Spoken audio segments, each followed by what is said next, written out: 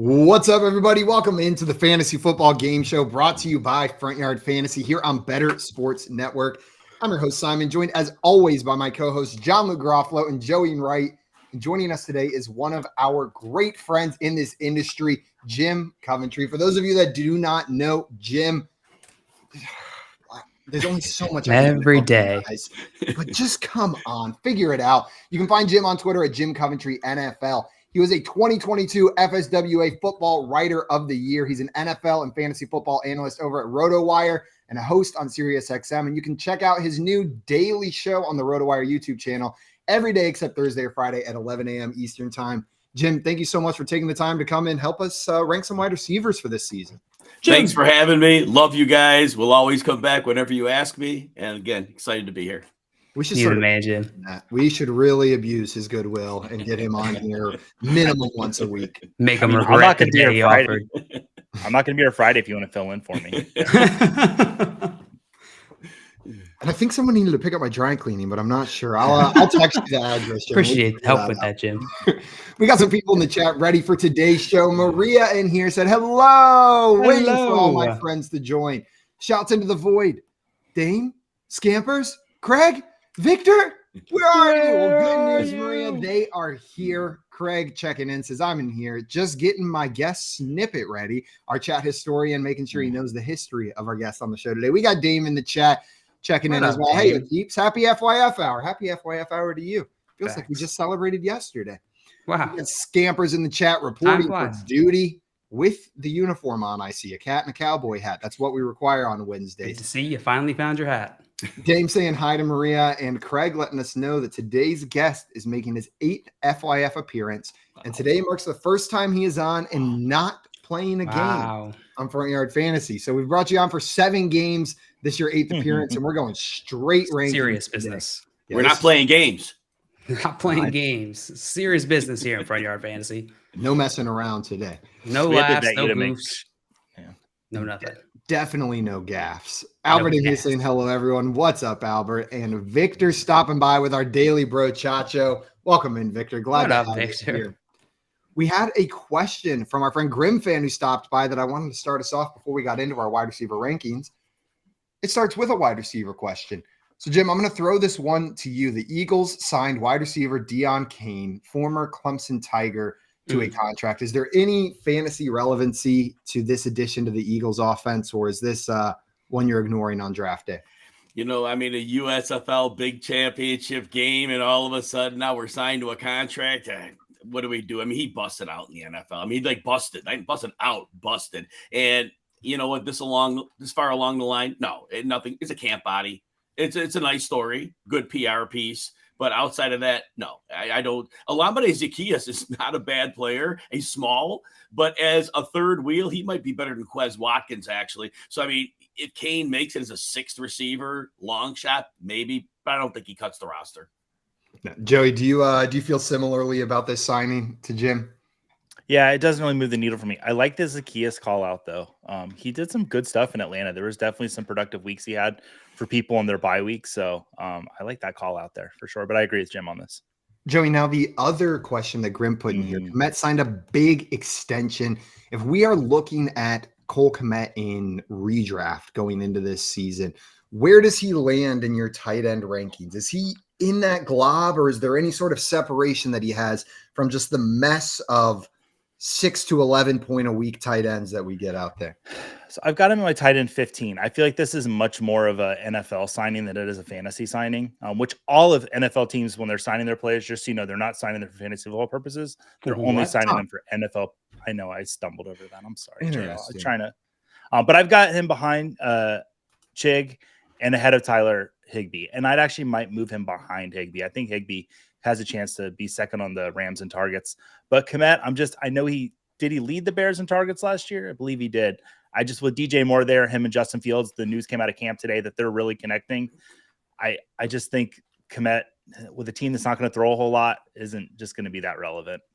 God, I hope Fields to Moore is everything that I want it to be. I hope Fields to Moore is the connection that we deserve as Fields fans, as Moore fans, as NFL fans, and as fantasy players, damn it. Jim, that aside, are you any more optimistic for Cole Kmet's chances to separate himself at the tight end position this year? Arguing about tight ends outside the top 10, this is not good business because they all have this massive range of outcomes. I will say this. If the Bears want to see if they have a franchise quarterback, they will go in with a mindset of passing more than anybody thinks. They got to see what they have. If they don't learn this, they're going to have his contract come and go, and they're not going to have a chance to move forward. I do think they want to pass the ball. They want to use RPO concepts. And so what could happen? This is a best case scenario. I'm not disagreeing much with Joey here, but the speed of Moore and Darnell Mooney, both guys sub 4.4, they're going to stress defenses with that mobile quarterback. The middle of the field is likely going to have a lot of room to operate. And we've seen the chemistry between Kmet and Fields is real. He would be the presence in the middle of that field because Chase Claypool, I'm not counting on him for much. He's the only big body they probably have. Now, remember, he had 93 targets at 600 yards in 2021. Last year, he scored 7 touchdowns, but the targets went down. Again, if you think the Bears are going to be pass heavy, which they may not, then Kmet's a buy. I have him at tight end 11. But Joey may well be right, and they may still give Fields another year, and they may run heavy, and they run blocked very well last year. In that case, yeah, Joey's right. He's more the tight end 15-ish. God, and both of those are either in the glob or just sitting right on the edge of it with those other tight ends. I see Jay down here saying too much Clemson propaganda on the show. And before we get into our wide receiver tiers, we had one more very important question. Joey, I'm going to throw this one to you. Where does Dean Cain land in your Superman ranking? I think he lost his steal a while ago. He's kind of plummeting down. Damn. I think actual real facts are his kryptonite. So. Dean Cain and Deion Cain not making the cut today. Yeah. He had a good Lois Lane, though. We gotta give him they did. Was it Terry Hatcher? Yes. Terry Hatcher? Yes. Yeah. Well, guys, we are going to get into our wide receiver tier list here. Before we do that, a couple reminders. First and foremost, if you're not already following our guest Jim, remedy that as quickly as possible. You can find him on Twitter at Jim Coventry NFL. It's right there below his hands and face on the screen, or you can find it in the link below this video, whether you're watching on the BSN YouTube or that Front Yard Fantasy YouTube. Wherever you're watching, go ahead and hit that subscribe button. It's the easiest way to show your support for what we're doing right here. And the little notification bell is the best way to make sure you don't miss us live every day at 3 p.m. Eastern time. That is, unless you have some sort of power to set mental alarms. I know there are people that can do that. I'm not one of the lucky few. High stakes. That is a high stress situation. Not for me. The people that say they don't set alarms, but they wake up at like 6:30 every day, I'm like, you are brave. Dude, my dad is like that. It's like 4 a.m. every day. He's up. No Doesn't matter miss what. it. No matter what. He's got breakfast at 5. He's not setting an alarm. He just knows he'll be up. I think it's some superpower you get after you become a dad. Joey, Jim, can you confirm? I have to say, I do set an alarm, but I don't need an alarm. About 3 times a year, the alarm will wake me up. But yeah, I don't need the alarm. Now, it's not just because I'm old. It was always like that for me. So yeah, it was weird. 3 times a year. I get kicked in the back pretty much every day as one of my kids sneaks into the bed and like pushes me out with their feet. So I'm on the couch every day by like 5 o'clock, no matter what. That's kind of like an alarm. Well, guys, one more reminder before we get into our show. Tonight at 6 p.m. Eastern time here on Better Sports Network, you can catch sports attorney and Professor Dan Lust covering the legal angles of sports on Sports Better Court. That's right here on Better Sports Network at 6 p.m. Eastern tonight. With that, let's get underway into part 2 of our wide receiver tier list. So, Jim, we started this without you last week. I'm so sorry. That was rude of us. Yeah. But we only got about 10 players on there. We've got so many more wide receivers to talk about. How this is going to work is we're going to take turns selecting which player we would like to talk about next.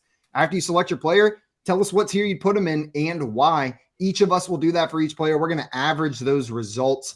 If it's a tie, we're going to throw it to the chat to see where they end up going. And we'll slowly build this wide receiver tier list out, get through as many players as we can today. Jim, I'm going to throw it to you first. You get to pick the first player that we talk about. Who do you want it to be? Let's talk about A.J. Brown. I love that guy. A.J. Brown. Where would you tier A.J. Brown going into this season? I have to put him in the number 2 tier. As a talent, number 1. But if we're talking fantasy football, it's got to be number 2.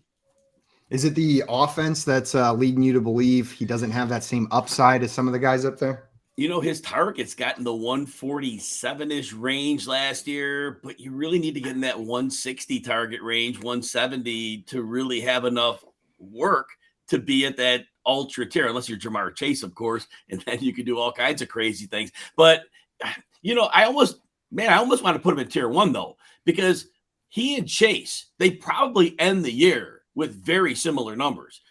I've said this about A.J. Brown since his rookie year. I immediately called him Terrell Owens version 2.0. It might be more like version 1.1. But with the ball in his hands, he's insane. And so he can win deep. He can win underneath. He just had never been forced targets, and he needs to be. That is going to be what puts him in tier 2 for Jim, the slight differentiator between the two. John Luke, are you agreeing with Jim here, tier 2, or are you putting A.J. Brown somewhere else? No, I agree entirely with Jim. I mean, when we look at all of his metrics, his efficiency is fantastic. He's top 10 amongst almost all the efficiency metrics across wide receivers. But when we look at volume and targets, he's not there. I mean, he's got, I guess he was top 10 this past year in targets, but it's still the lower half or the bottom half of that top 10. I want to see this offense pass more. I want to see them break out so that it's not all the offense is not funneling through one or two players. I think A.J. Brown will benefit from this step up from last season to this season for the Eagles. And I think he'll be great. So I'm going to throw him in tier 2 with Jim. Dude, we got double tier 2. Joey, where are you putting A.J. Brown? Yeah.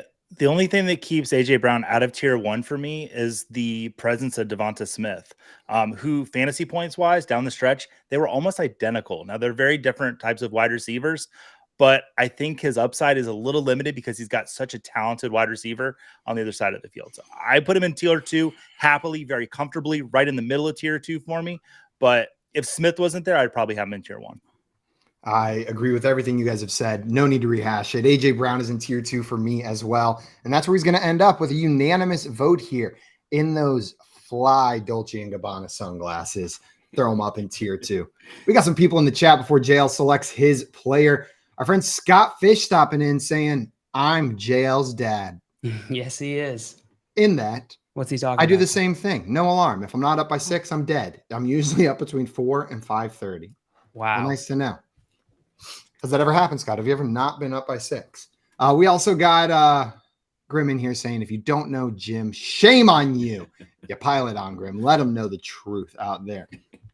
JL, you got the next pick. All right. And Tim wants us to disagree more. Fight, fight, fight. So keep that in mind as you pick your next play. Your hair looks dumb, Jim. Yes. Yes. Hence it's gone. It's like, I agree. I got rid of it. Damn it. We got back to agreement again. Shoot. All right. Let's talk about T. Higgins. T. Higgins, I think you can make a case for him being in tier 2. I think he's got similar upside to Jamar Chase, but I don't think that gets called out enough. For T. Higgins, especially in any sort of PPR league, I think he could be sniffing that tier 2, but I'm going to put him in tier 3. And again, it comes down to a volume thing. I see him as like Davante Smith, similar talent, but a better situation than Davante Smith in terms of there'll be more volume for him. So tier 3 for me for T. Higgins. Tier 3 for T. Higgins from John Luke. Joey, where are you putting T? I fully agree with my much more handsome FYF team partner. Higgins is my line. Higgins and Smith actually are my line together. I have a real trouble with which one I want to put ahead of each other in the rankings. My wide receiver 12 and 13. Higgins' upside is just limited by Jamar Chase, or he would be in tier 2 for me. So tier 3, but man, he's right there. So close. I'm agreeing with you guys on the tier 3, but I do disagree a little bit on the prognosis for T. Higgins, and it hurts me to say. The more I look back at that Bengals offense from last season, I don't think this is a 1A, 1B situation. I think Jamar Chase separated himself as the 1 in that offense last year, and T. Higgins is very clearly the 2. Jamar Chase out-targeted him by almost 30 targets, playing in 4 less games than he did last year. Whenever the 2 were on the field, it was Jamar Chase, not T. Higgins, that was the first read for Joe Burrow. There's plenty in that offense for both of these guys to be successful. Joe Burrow is one of the few quarterbacks in the league that can chuck the ball for 45, 50 touchdowns, right? There's not many offenses that can support that. So it's not me saying T. Higgins can't, like, he could be a top 12 wide receiver and Jamar Chase, but I do think he's second choice on this team. It is not the 1A, 1B that I thought it was going into last year. You say that to his face? I'll say it to his face. I love that man. And I think he would look at Jamar Chase on the field and be like, yeah, I'm the number 2. He would understand. Jamar Chase is incredible. He's gonna be tier 3 for me. Sounds worse. Like if he like listens to your criticism, he's like, yeah, you're right. It's not even how criticizing is it to say he's not as good as maybe the best wide receiver in football? Like that's a high bar to hold him to. Jim, sure. We got 3 tier 3s here. Where are you putting T. Higgins? It's like Joey said, it's the line break. Now, I could paint the case of what could happen, and I'll quickly do this. They bring in Orlando Brown at left tackle. That moves Jonah Williams to right tackle. The 3 interior linemen, they had injuries there, but that was their first year. This is their second year. The line may have a little cohesion this year. In week 5 or 6, Zach Taylor figured out that the 2 high safeties were giving him trouble, so they did a very easy fix. They just moved Joe Burrow in a shotgun. He immediately reads, but like you said, Chase gets the targets. There are games where Higgins disappears. Now, remember, Higgins basically had 11 snaps in 2 games because he was hurt pregame. Yeah. And so he was more like a 1,200-yard receiver. And I know it didn't help fantasy managers who played him and got zeros twice, but that's not who he is. But there is a chance that this offense makes a further adjustment now that the league showed them their best punch. There could be another level this offense goes. And if that goes, Higgins does become a tier 2. But right now, based on what we know, as you said, he's in that exact tier break. He just misses tier 2. And if there is there are a few coaches that I would expect changes like that from based on what the league's doing, then Zach Taylor. He's shown time and time again that he's willing to get creative with how that offense is running. He's not afraid to make changes mid-season. We're going to have T. Higgins end up in tier 3 there. It hurts my feelings a little bit because he just feels like a tier 2 wide receiver, but I think it makes sense. We got Herms in the chat stopping by saying FYF out here in these MFing streets. What up, y'all? What up? Good to see you, my friend. We're going hard today. Also, Joey, you got the next choice here. Which player of the remaining wide receivers would you like to tier next? Yeah, as I'm looking at my tiers, my own personal tiers that I keep between me and my diary that I keep by my bed every night, I tier 3 is my biggest group of guys. I have 15 guys in my tier 3. I think there's so many guys that are just really close to each other. I'm going to pick a guy right in the middle of it that I'm just growing in love with every week as camp reports come out. It's DJ Moore. We talked about him a little bit earlier. In Carolina, he always kind of commanded a large target share to get the production he had. And I think he's going to get that again in Chicago with a really exciting quarterback. DJ Moore, tier 3 for me. Tier 3 for DJ Moore. And Joey, I'm going to completely agree with you that this is one of those guys that I think if the offense goes like Jim was talking about earlier, if they make that switch this year to be more pass heavy, I don't think it'll be much argument that DJ Moore is a tier 2 guy next year.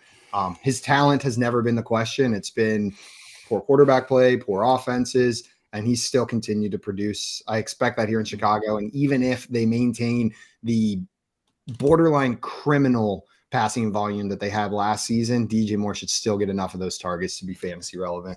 Tier 3 for me. Jim, where are you putting Mr. Moore? Yeah, again, talent-wise, the sky's always been the limit. But at this point, to project him ahead of tier 3, it would be irresponsible to do it. Could he have a favorable outcome where he has a 1,500-yard season with 9 touchdowns? Yeah, he could have that. The probability says if the season was played out 10 times, that doesn't happen. And so some people will put him in tier 4 because where he's getting drafted, he's being drafted like a tier 4 guy, but he's not that guy. He had 1,150 plus yards 3 years in a row until last year's train wreck. And so this is a better quarterback than he's had in his Carolina days. So I think the floor is 1,250 yards. So that puts him in tier 3. We got triple tier 3s. John Luke, are you agreeing with this or you got something else to say about DJ Moore? It's funny. When you first brought up DJ Moore's name, I thought I would be higher than the panel, but turns out lower than the panel. I'm going to put him in tier 4. And the reason is I think there's a clear separation between him and the other players in tier 3 for me.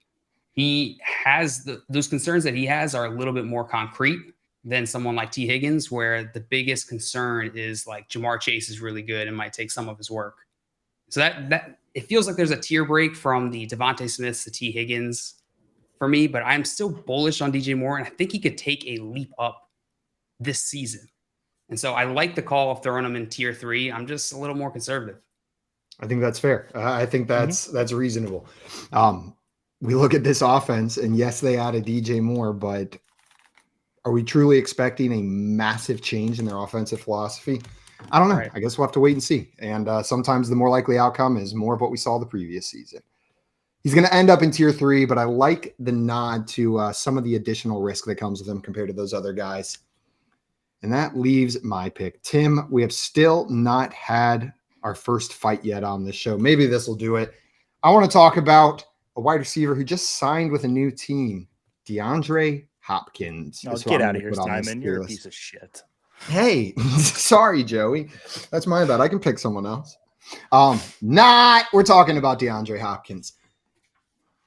In talent alone and history of what he's done with poor quarterbacks in bad offenses, now that he's on a team, he's a tier 2 wide receiver for me. I can't put him lower than that whenever you could still make the argument that he's a top 5 wide receiver talent-wise in the NFL. If he can do it with Savage in Houston, he can do it with Tannehill in Tennessee. I expect him to not just be the target leader on that team, but to almost make the other players embarrassed by the target share that he has compared to them. And with that volume, with his talent, I think he belongs up there with some of those guys. I expect maybe this is where we get our first fight, but I just can't put Hopkins lower than tier 2, given what we've seen from him since he's been in the league. Jim, what are you doing with DeAndre Hopkins? Oh, man. Oh, my gosh. Grim fan stole my thunder here. Tier 5. Woo! Yes, tier 5. Here's why. 14th percentile yards after the catch last year. And I know he's never been a yak guy. I get that, right? He got force-fed targets last year, and it worked out. And it did work out from a fantasy football perspective. Arizona was trailing every week. They had to throw the ball as much as they could, and he was the only game in town. He's 31 years old. Not only did he have a suspension last year, but he still missed 2 games at the end of the season. He missed a bunch of time the prior year. To me, injury and recovery from injury is an age-related thing. As I go through and I do my player profiles every year, I look at the ages of players, and it just stuns me how few running backs and receivers are in their 30s and playing at a high level. It's rare. It's a small list. Hopkins is 31. I don't think he can run it. He can separate up quickly, great. But now he goes to Tennessee. Derrick Henry. And I don't know that at this point they want to throw the ball to Hopkins more than they throw it to Treylon Burks. Because what we saw with Treylon Burks and the second part of the season when he finally acclimated and then he got hurt again, but we saw he's a monster after the catch. You give him the ball and he just takes over. And I think catch and fall is kind of nice to move the chains, but in a low volume passing attack where you have an explosive guy who's blocking out of the slot, I don't see targets. I see a declining player. Tier 5. Tier 5. We've got a tier 2 and a tier 5 so far. John Luke, a wide range so far. Where are you putting DeAndre Hopkins? I'm going to go right in the middle of this spread. I'm going to go tier 4 for DeAndre Hopkins. I think Jim brings up some very valid points. Simon, you brought up if he can do it with Savage in Houston, he can do it with anybody, or Tannehill here in Tennessee. But I think to Jim's point, that was a while ago. And can we see him do it with anybody now? I'm with you. I believe in DeAndre Hopkins' talent. I think he is one of the best wide receivers in the NFL. And that leads me to believe that he's probably not going to have the same type of fall off that we see from other players. It'll probably be more in line with what we've seen from the high level, the wide receivers who have played at the highest level, right? This top percent.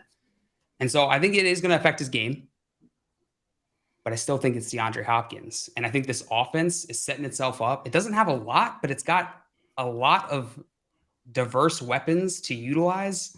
And those weapons are very talented. Derrick Henry, Treylon Burks, DeAndre Hopkins.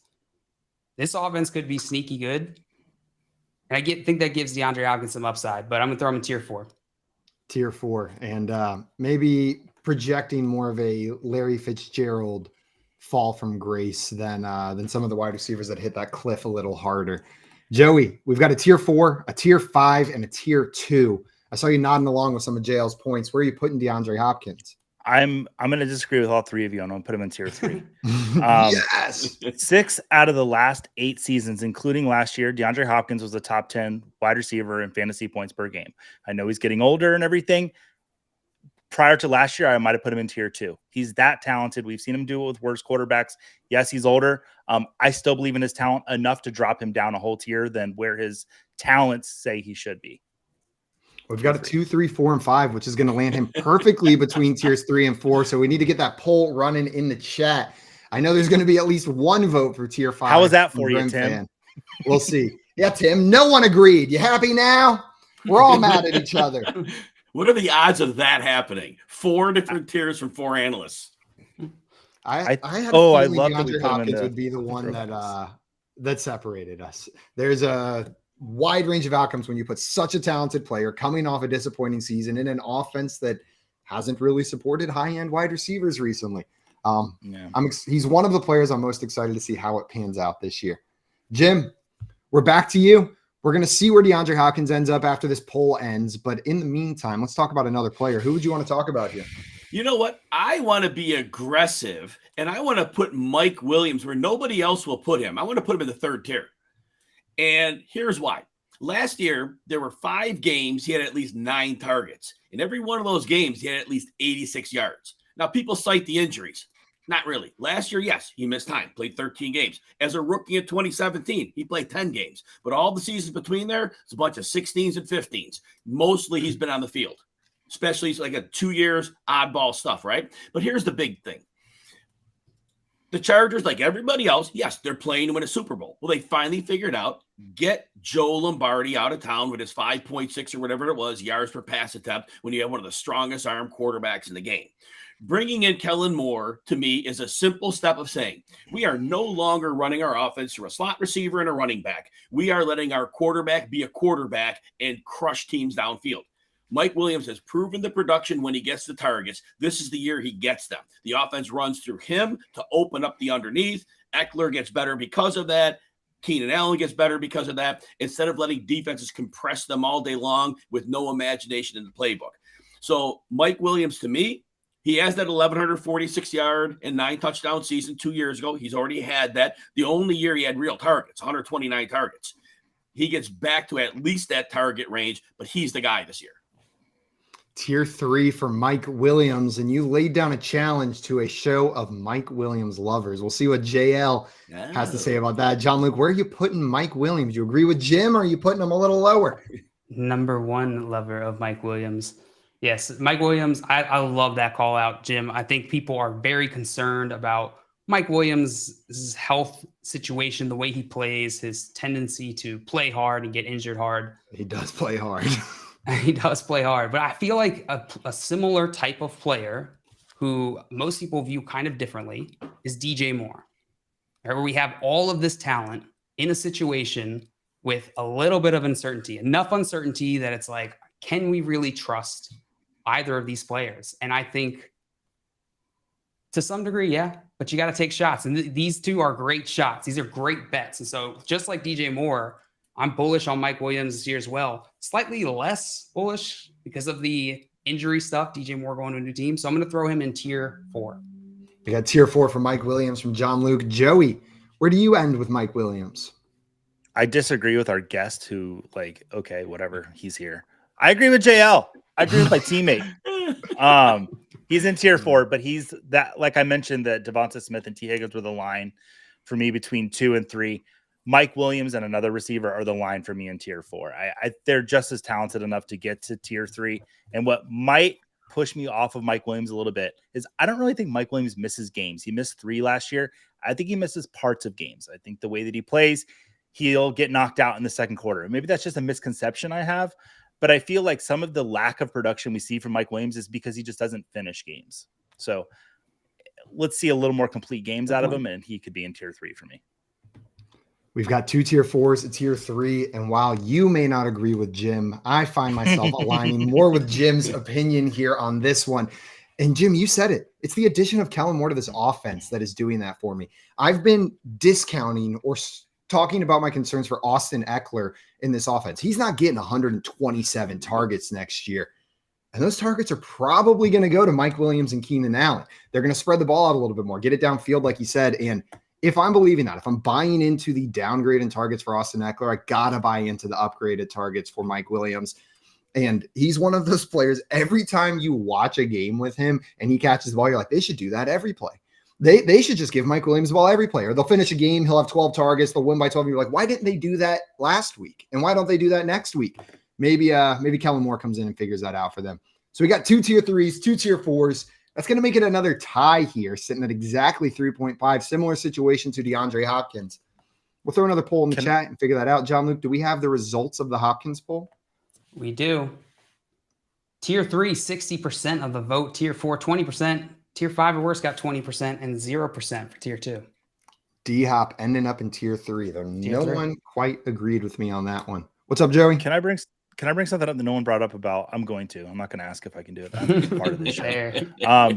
Quentin Johnston, the arrival of him with the wide receiver with that draft capital and that talent that we saw at TCU. Like, do we think that might also cut into both Keenan Allen and Mike Williams' targets this season? Jim, are you expecting Quentin Johnston to have an immediate impact on this offense? Here's what I'll say about Quentin Johnston. And I pre-draft said he needs to go to the Chargers. And I predicted that one for like a month prior, and he went there. It's a perfect fit. But I don't know what Quentin Johnston will be in 3 years. But this year, he is in a perfect spot because he's not a great route runner. That's kind of easy. But all he has to do in this offense is run some slant routes. They're going to get the ball in his hands and let him run. They could be they're not going to be necessarily short passes, but they might be, down the field at intermediate. I think he has a very specific function in this offense, but it's going to put a lot of stress on defense. So I think his rookie year could be one of those guys that pops as a rookie. And then once Williams and Keenan Allen eventually go, I don't know what Quentin Johnston's going to be. But this year, yeah, I think he has a very good potential to get you 850 yards. Man, that is like the redraft player's dream that you just said. Usually you come out here and you're like, year 1, I don't know. But year 2, we're looking at it. And you're like, year 1, let's do it. Year 2, I don't know. We got scampers in here coming in saying, nominate a Panther, you yellow-bellied feather faces. Sips on Grimace Shake. Yeah, I'm not sure there's a Panther wide receiver even listed here in the top 50 scampers. I apologize. But maybe in part 14, we'll finally get to our first Panthers wide receiver. John Luke, is it your turn to pick a player? I think Jim just picked a player. I believe it is, yeah. I believe it is. And I am a man of Albert. And Albert asked for, where are you guys putting Calvin Ridley? So let's do Calvin Ridley. I am a man of Albert. Calvin Ridley deserves to be in tier 4. It has been a while since we saw Calvin Ridley play football. But when we did, he had to be like, top 3 wide receiver in Dynasty at one point. Yeah, he was up there.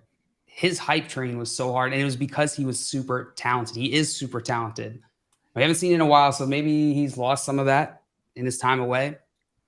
But I tend to believe that muscle memory is real and that these players don't just lose talent drastically. Maybe it atrophies over time, but I don't think that he's just it'll be up and gone. So maybe there'll be some warm-up period from Calvin Ridley, but I expect Doug Peterson, who put this team back together last season, to really take a step up in the second season. I feel like this is when he hits his stride with this team, and Trevor Lawrence as well going into his 3rd year. So Calvin Ridley is primed to come back and make a splash. I think tier 4 is the right spot for him. Tier 4 for Calvin Ridley. Joey, you agree with JL, or where's Calvin Ridley ending up for you? I am just as optimistic as JL. And had JL not said what tier he was putting him in, I would have thought JL was putting him in tier 3. I mean, I think that the talent that he has is a tier 3, maybe tier 2 player. And the time that he missed was because of mental health, and he took care of that, and then he had a suspension. So it wasn't necessarily physically injury related, which gives me a little bit more optimism for him. I've got Calvin Ridley in tier 3. I think this Jaguars offense is going to be dynamite this year. I want a part of it. And when it comes to wide receivers, I'm happy to have Ridley. I'm also happy to have Christian Kirk. I might take the one that's going second. But if I have to the best one period, it's Calvin Ridley for me. I agree with what a lot of you guys are saying here. Joey, did you end up in tier 3 or tier 4? Tier 3. So we got 1 tier 3, 1 tier 4, but I do think I'm going to end up with JL having him in tier 4. I do think there's plenty in this offense to support multiple good fantasy wide receivers and Christian Kirk and Calvin Ridley. I mean, last year we had Zay Jones get 120 targets in that offense. We had Marvin Jones get 80 targets in that offense. Evan Ingram as the tight end almost had 100 targets in that offense. There's plenty to go around with Trevor Lawrence chucking the ball. It's good news for the wide receivers. That being said, I think there is an assumption being made that Calvin Ridley is going to come in and be the wide receiver one. When this Jaguars team paid Christian Kirk $20 million to come in, we were calling him the $20 million man all last season. And then he showed up and did what he was supposed to. He had over 1,000 yards, 1,100 yards on being the target leader on this Jacksonville team and was, for all intents and purposes, a successful wide receiver one for Trevor Lawrence. I think there's a chance Christian Kirk out-targets, outscores, and outperforms Calvin Ridley in this offense. And because of that, I'm probably not drafting him. This isn't a poo-poo on Calvin Ridley. I think they can both be good in what should be a very good Jacksonville Jaguars offense. It's just I prefer Christian Kirk, what we saw last year, over the new guy who hasn't played in 2 years. Tier 4 for me. Jim, where are you putting Calvin Ridley? I am heavily conflicted on Calvin Ridley. I think back, and I've talked about this in prior years when he was playing, not suspended or this or that. It was like the Julio Jones factor, right? It was when Juju Smith-Schuster came in the league. His second year, he goes for 1,400 yards and 7 touchdowns. And I'm like, it's all Antonio Brown. I get it. He was getting open. I get it. He looked really, really good. I go, but it's Antonio Brown. Defenses are scared crapless about Antonio Brown. Therefore, Ben Roethlisberger is a good enough quarterback. Just get the ball and make it work, right? And then we have Calvin Ridley come into the league, and he's got the supernova of Julio Jones next to him, and Ridley's putting up amazing numbers. But again, defenses really give a crap about Calvin Ridley when you've got Julio Jones on the other side. All right, he could beat us, whatever. We're not letting Julio go for 400 yards or whatever 300-yard game against Carolina he had or whatever. So. But now what is Ridley, right? When Ridley came out, his combine numbers, he was horrible in lateral agility. And it was like, that was something that was interesting. It's like a DK Metcalf testing, but he still could get downfield. To me, he's a great deep threat. But because he had soft coverage often, he was able to win routes in other areas of the field. He's going to be the outside guy. He's going to see alpha coverage. And fortunately, he's in a good division for that. I'll give him that. But I don't know what he is. I've seen that 4-game sample. The 5th game he got hurt, and I believe he didn't finish that game. 4 games without Julio, and he was okay, but it was like 70 yards a game. And Matt Ryan was still fine at that point. And so that's the only time I've seen him without Julio. And I know he had the mental health issues, and I don't know when that started. So I'm conflicted. So I'm going to put him in tier 4, but he has Trevor Lawrence, and I'm excited. I have shares of him because I see a world where he could go off, but I'm nervous about it. Some nerves, some trepidation preventing you from putting Calvin Ridley higher, even though there's some excitement. John Luke, we've got 2 tier 4s and a tier 3. Are we going to have another tie here? Where are you putting Mr. Ridley? Well, I started this off and I put him in tier 4. So we've got 2 tier 4s, 3 tier 4s, and a tier 3, which means he's going to end up in tier 4. And I forgot how to remember. It's so hard. That's the hardest thing to remember is how to remember. I hate remembering. I hate remembering. Mr. Scammer said, you've almost hit your crap cap, Jim. I know. For me, that was a little bit saucy. I usually don't hit that. And that's pretty out there for me. Pretty saucy. I hit my crap cap at around 6 a.m. this morning, and it was not comfortable. You really got to raise that quota. Dale, do we have the results of the last poll with Mike Williams? We do. Tier 4 for Mike Williams with 66% of the vote from the chat. Tier 3 got 16%, and tier 5 or worse also got 16%. What? Come on, chat. Get over yourselves on these Mike Williams takes. All right, Joey, you've got the next pick here. Which quarterback would you like to talk about? And by quarterback, I mean wide receiver. I was like, I need to pull up a different page. I'm going to choose a wide receiver that has a tier 1 touchdown dance, but he's a tier 2 player, and that's Jalen Waddle. I love Jalen Waddle. I think the Miami Dolphins are a fantastic offense. No one seems to really be talking about it because everyone seems to be focused in on that running back position in Miami. But Tyreek Hill had, what did he have? Over 1,500 yards last year. Jalen Waddle had over 1,300. They are almost wide receiver 1 AB. But I think Waddle's just a step. God, I did not nail it. How do you say 1A, 1B? How do we say? I don't know why I did this. I was wrong. When you speak Italian, you have to do that. You have to do that. Jalen Waddle, tier 2. Tier 2 for Jalen Waddle from Joey. And I'm going to agree with you. I'm tempted to put him in tier 1 with his teammate Tyreek Hill. He is so close to me. And it's one of those situations where I saw it last year. I don't need to know that both of these guys can be wildly fantasy successful. Joey, you said it, 1,700 yards for Tyreek Hill, and that's still left 1,400 for Jalen Waddle on an ascending Dolphins offense with a Tua Tagovailoa that's hitting his stride, led by Mike McDaniel. I'm talking myself into it. If Tyreek Hill's in tier 1, I'm going to put Jalen Waddle up there as well. I think he has a similar ceiling to him. Tyreek Hill, I wouldn't be shocked if Jalen Waddle outscored Tyreek Hill this year. I'm not calling for it, but that is well within the range of outcomes. I'm going to put him in tier 1. I love that offense, and I love both of those receivers, and most of it should funnel through them. We've got a tier 2 and a tier 1. Jim, where are you putting Jalen Waddle? Man, again, another player. Can I talk about him a minute? Do you just want the tier? Can I talk about him? No, talk about it. All right. So rookie year, it was 2 different players, but the stats were really good both years, right? Rookie year, he gets targeted through the roof 141 times, just goes over 1,000 yards, 7.2 yards per target.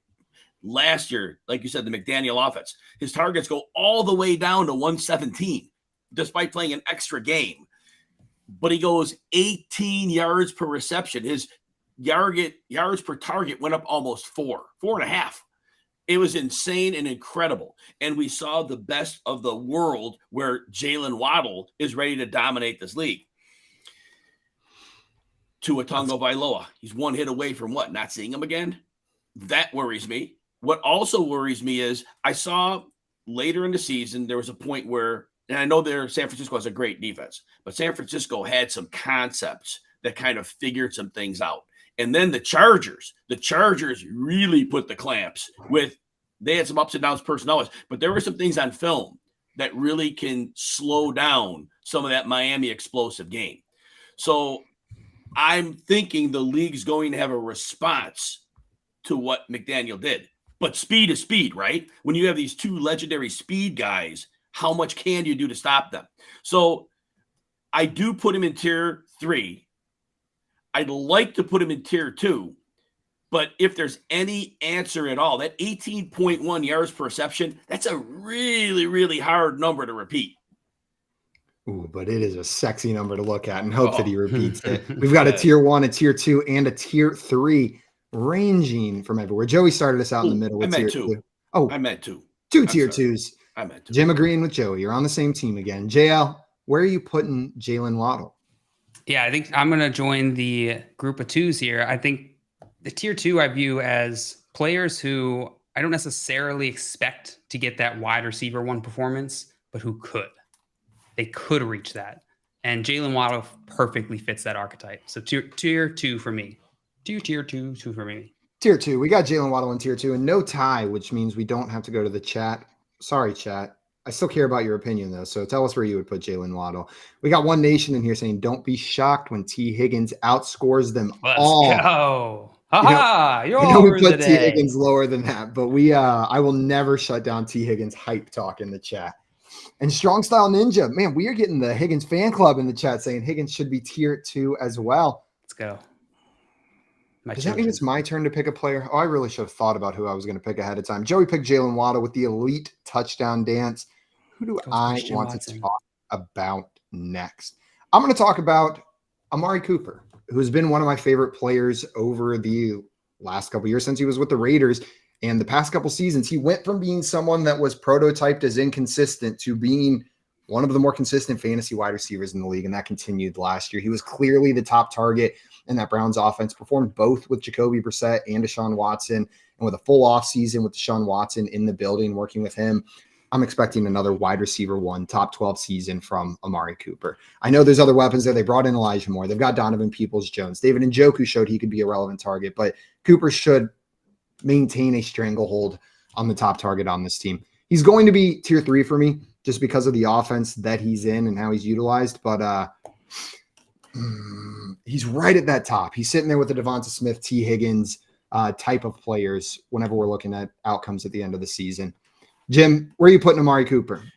He has to go into tier 3 there's a world where we could see tier 2 performance, but it would take a stretch because in his career, he has not had a 1,200-yard season. He has not had double-digit touchdowns over the last 2 years, been 8 and 9, so he's kind of close. And he only has one season with more than 83 catches. And 2020 with Dallas, he had 92. So basically, Amari Cooper has never had an elite season, but we know he's an excellent football player. And I think the best thing working for him is Deshaun Watson, in my opinion, he struggled from a lack of reacclimating the speed of the game from 2 years away. To me, it was completely that. And he's just like 28. I think that speed of the game comes back, and Cooper is a legitimate alpha receiver. But again, we've never seen, and he's been in the league since 2015. So to put him higher than tier 3, it would take an absolute career year, and he's getting close to the end part of his career. He's 29, Tier 3 for Amari Cooper, but with some love for him as well. We're putting him in tier 3 with love. John Luke, are you putting him in tier 3, and are you doing it with love? Hate that you said he's going into the later part of his career, Jim. I know. Mark Cooper is one of those players, same age as me, who I've just watched my whole career since he got in the league. Now he's an old man like me. Yeah, I feel like we've hit that point, JL, where he's half my age. Cooper's half my age. But this is the first time in our lives we're having to struggle with aging. I've never had to hit that. Now all of a sudden they're talking about these old players that are the same age as me. Like, oh, he's reaching the end of his career. Like, man, leave me alone. I just want to watch football. Amari Cooper, I have been a historic hater of. just absolutely tearing him down with every opportunity that I had. Really unnecessary most of the time. And I'm going to continue to do that. Amari Cooper. You thought about it. I mean, just how old do you have to be where he is on this Cleveland Browns offense? I am a little bullish for Amari Cooper's upside this year, but I can't put him in the same tier as T. Higgins and Devontae Smith because I feel like they're so much more of a solid bet than Amari Cooper. He's got all these aspects of his situation that look positive, which is fantastic. I think Amari Cooper is going to be a great fantasy asset this year. But what if that offense doesn't pan out, or what if it doesn't come to be what we think it's going to be? What if Amari Cooper isn't the main guy in that offense? There's so many variables changing there. I got to put him with a little more risk here in tier 4.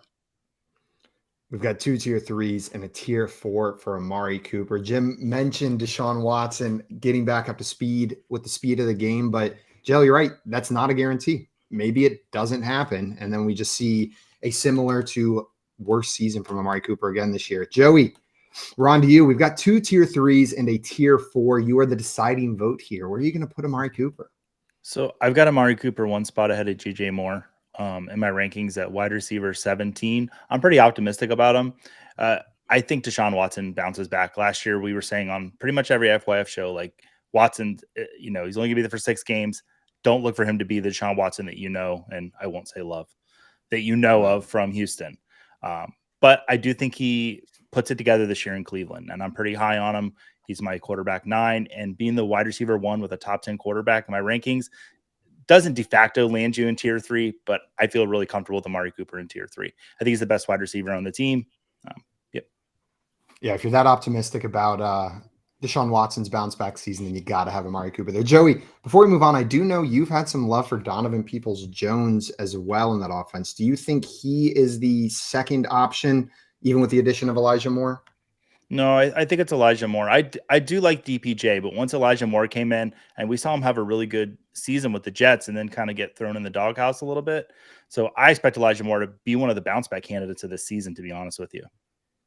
Elijah Moore, bounce back candidate. Jim, we're going to move to you. We probably got time for 1 or 2 more players here. Which player would you like to add to this tier list next? All right, let's take a quick look here, and let's go Deebo Samuel in tier 4. I'm going to put him very, very low.